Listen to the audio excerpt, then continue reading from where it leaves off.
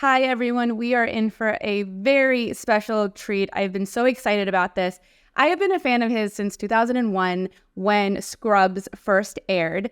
A big fan of his movie Garden State, and Zach Braff has a brand new movie which I cried and laughed through called A Good Person. So today we're going to talk about that movie, we're going to talk about tapping, and it's going to be a great conversation. So Zach, welcome. Thank you so much for having me. And I apologize, I'm doing this from my car. I was trying to, anyone who's been in Los Angeles knows when you try and schedule your day, LA traffic doesn't care. This is an exclusive. I've never done an interview from my car, so this is your exclusive access. Well, thanks for making it work. And I want to start with like a super quick story.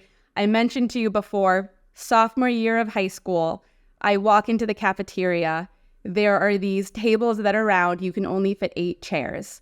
I see my friends. I go to sit down, and I realize I'm the 9th person, and there's nowhere for me to sit. It was the best thing that ever happened to me because I met my best friend, Jeff, and the two of us sat in the corner of the cafeteria, just the two of us, and we would spend all of lunch quoting Molly Shannon, and all we did was SNL skits. Fast forward, I'm teaching tapping for the last 17 years. I turn on your film and I see the woman who helped me survive high school talk about tapping. And it was like this out of body experience. It really felt like a wink from the universe. I loved it. And I just want to start there. How did that come about where Molly mentions tapping? Well, it's a great question. And you gave me goosebumps on my legs when you said that, just because that was moving to me. And my stepmother is an amazing human being. She's a therapist. She's very open to all sorts of new age things. And throughout, I've known her since I was like 12 years old. And over the years, there's been so many things that we, as kids, we rolled our eyes at her about. Lots of things that were quote unquote new agey, and then we would try them and they would be life changing and it'd be amazing. And it's still happening. Now I'm 48 years old. I'm still rolling my eyes when she's like, I want to try tapping on you. And I finally acquiesced. I was going through a very stressful time and I had lots of anxiety. And she said, will you just let me try this? And I did. And I couldn't deny that it really lowered my anxiety. I was fighting it. You know how it is when you go into something when you're fighting it, You're like, your arms are crossed. Go ahead, prove it. But I couldn't deny that I felt calmer. I was aware that it has become something that people are really finding as a helpful tool. And so when I came to write my movie, I imagined the movie has a car accident and then it jumps to a year later with Florence Pugh and Molly Shannon. And so I had imagined in that year of trauma that many different therapists had probably tried to suggest tools to Florence's character, and Molly had been privy to that. And so my idea in that moment was, even though Molly's character isn't educated in tapping, that she still remember that one doctor and you did something like this and that helped you. And so that's kind of where it came for the movie, that the mom who was trying to do anything out of the depths of her love for her daughter was trying to recall, remember that? Maybe try that tapping thing you did. That helped you. So, and Florence's character is not in any mood to do tapping at that moment. But then later on in the film, you see when she's really at a really super low point, you see her trying to tap her chest and do some things on her eyes. And she sort of she's flailing. Yeah. She's like someone who's drowning in water. So she's just trying anything. And through her pain, she tries to tap. I mean, That's where it came. That's where it came into my life, and that's where it came into the. Yeah. Well, it mirrors a story that I hear all the time. You either get into tapping because you're naturally open to these things, or you come across it because you're so desperate that you're willing to try something a bit different. And, in the last few years, it's been accepted into the VA to help with veterans. And it's amazing. The thing about grief is it's so hard for our mind to comprehend that sometimes we need to do something that incorporates the body to help us catch our breath. So here you are creating a movie on grief and on addiction, which I think are probably like the two toughest things that we experience. What was that What was the inspiration to tell that story? Well, I was really a sad fellow during COVID. In 4 years' time, I had lost my sister to an aneurysm. My father died of cancer soon after that. During COVID, my best friend, Nick Cordero, he was a beloved Broadway theater actor, died of COVID while he was he was staying in my guest house in Los Angeles, and his wife took him to the hospital, and he never checked out. He died of COVID in the hospital. I really was, like so many people, feeling the depths of pain from the pandemic. And I decided I would write something.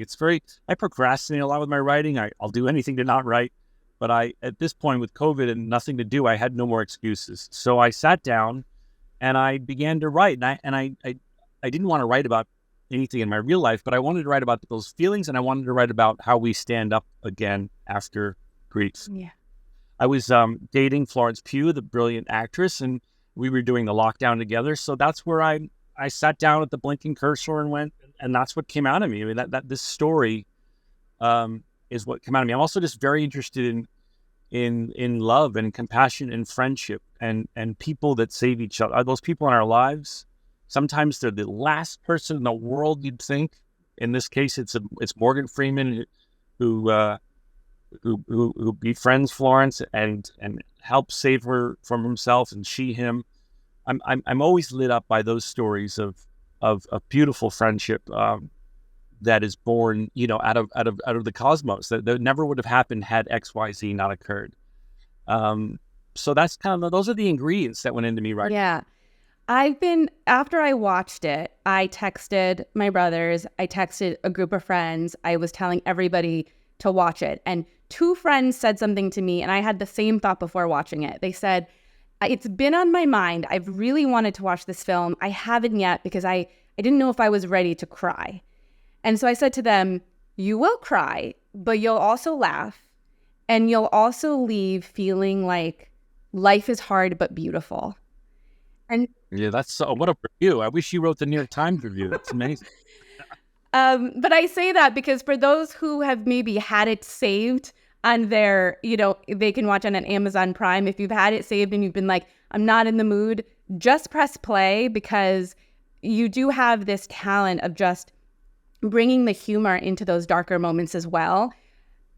Well, thank you for saying that. Yeah, I wanted to tell I guess I should say also that it is a movie that's emotional, but there's a lot of humor in it. And, I grew up with loving movies like Terms of Endearment, just as the first one that comes to my mind, where you're laughing, but then it really hits you. I personally, and not everyone feels this way. Obviously, if I'm making a movie, I want to make my kind of movie, right?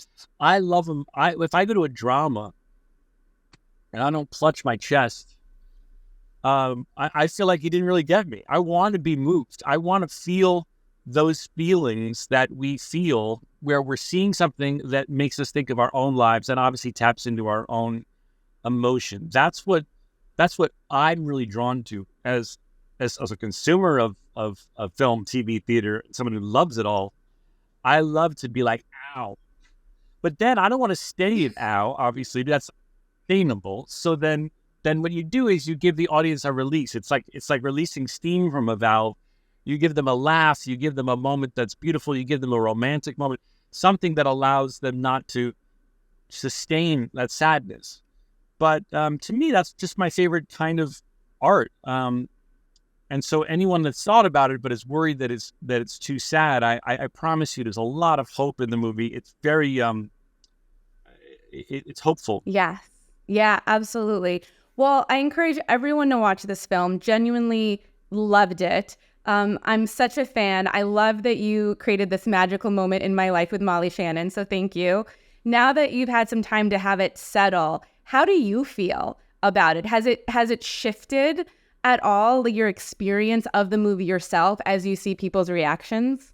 One of the metrics that was just out there that was really moving to me was that the audience score on Rotten Tomatoes was 94.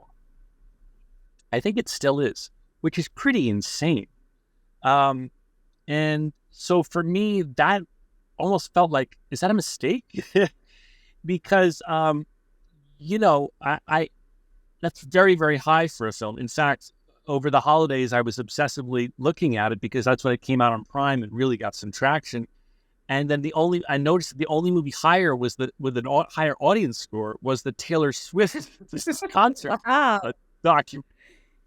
So I was feeling like, oh my gosh, this isn't going down. People are really responding to this. And then it really took off in the holidays when it hit Prime. And it was, it was in the top 10 with all the Christmas movies. It hit number 1 with all the Christmas movies. And someone from Amazon, an executive, said to me, this is more people than would ever see your movie in a theater. So many. Do you realize how many people have to be watching your movie for it to be in the top 10 on Amazon? And for me, there was no advertising at that point, 0. So that's solely word of mouth. So that felt so wonderful. And then, of course, people write me these messages. I don't always read Instagram comments or DMs, but occasionally, of course, I can't help myself, and I look at them, and people would write me these beautiful, beautiful, heartfelt messages about how they experienced the film, some people said, you know what, I had a handful of people say to me, this was the final straw. I went to an AA meeting. I had people say to me, this inspired a conversation with my mother that we are so late to having. These beautiful long messages that were so incredibly moving and just made me feel so, for lack of a better term, less lonesome, because all of this is born out of my own feelings of isolation and lonesomeness and sadness. So to have all these other people all over the world writing, I see you, I saw myself in the movie, my mom and I hugged after, I called my dad. It's so hard. When you do a play, when you're an actor in a play, you hear the audience, you see the audience. When you make stuff and you put it onto the internet or the streaming platforms, you just don't know. You see a number, I think 94 is pretty good. I don't know.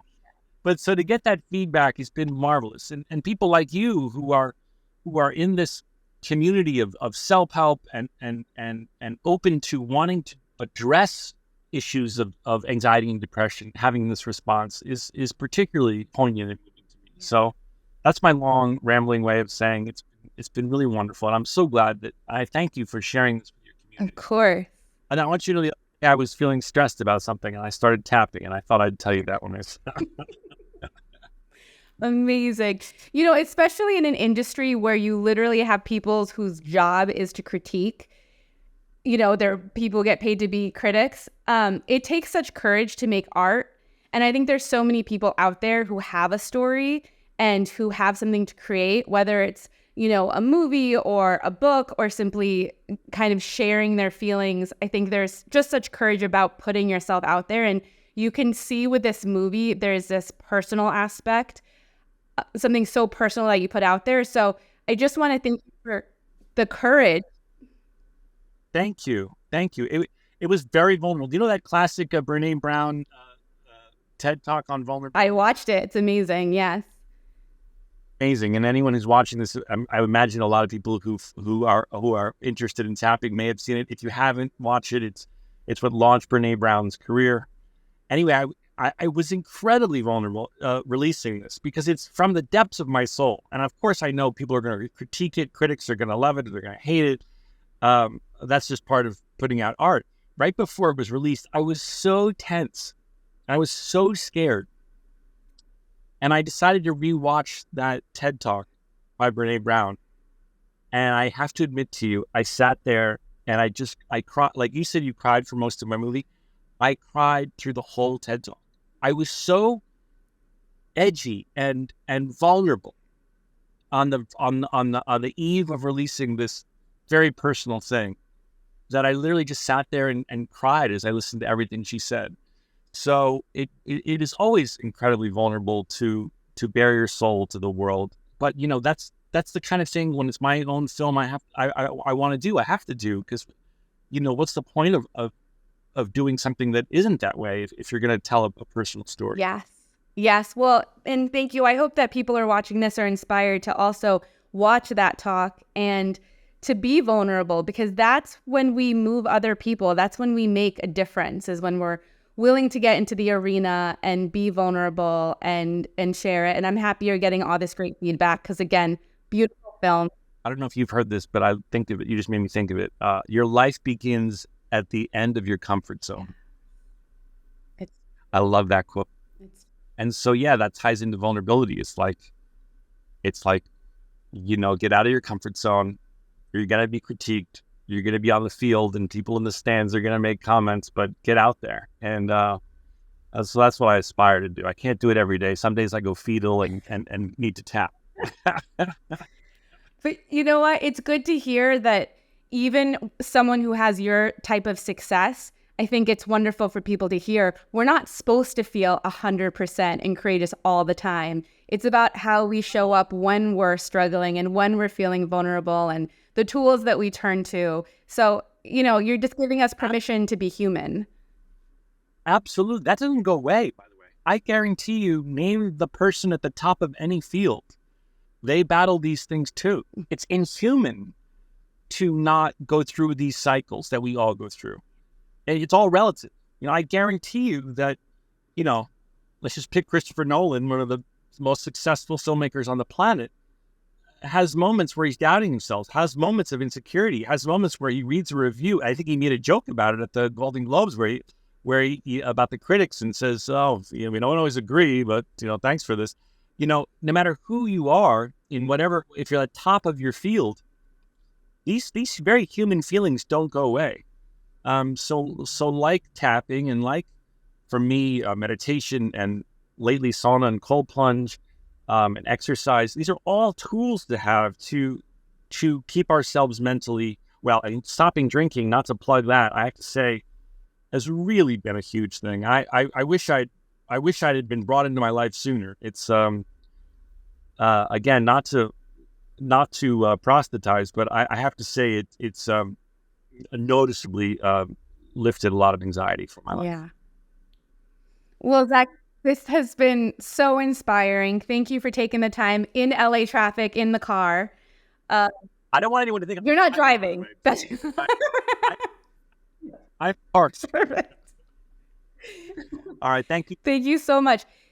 And everybody, please check out A Good Person. It's on Prime, but you can rent it anywhere else. But if you have Prime, it's on there. Thanks so much.